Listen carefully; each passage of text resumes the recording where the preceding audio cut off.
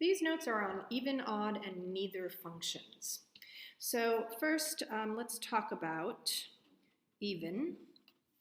So even functions are symmetric around the y-axis.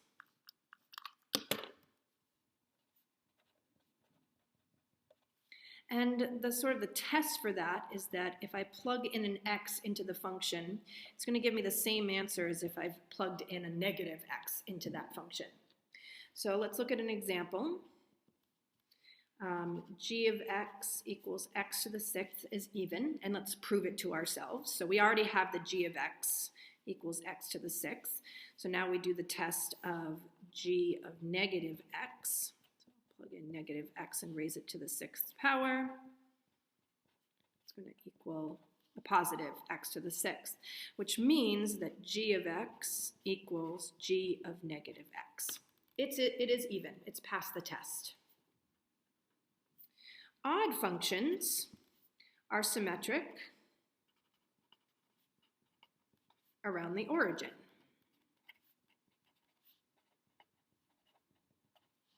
And the test for that is that when I plug in negative x, it equals the same thing as if I turn the whole function negative, if I multiply the whole function by a negative 1. So let's look at an example of that. H of x equals x cubed. So I'm going to plug in h of negative x, which is negative x cubed, which is negative x cubed. And then I'm going to take the negative of h of x, which is going to be the negative of x cubed, which is negative x cubed. So h of negative x equals negative of h of x. And then, of course, we have the cases in which it's neither. And we're going to look at an example. G of x equals x cubed minus 3x. So I need 3 pieces of information to prove that this is neither. I need g of x. Got that. I also need g of negative x. So g of negative x is negative x cubed minus 3 times negative x, which is negative x cubed plus 3x.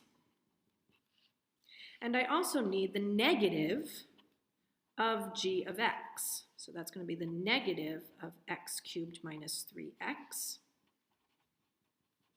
which is negative x cubed plus 3x.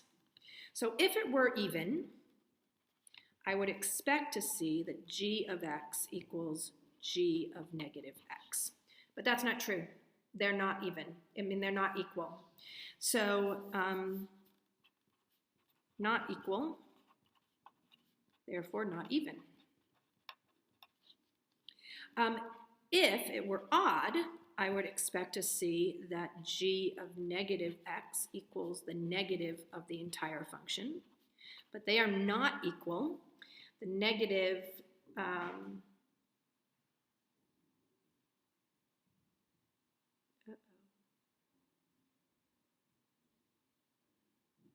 are even.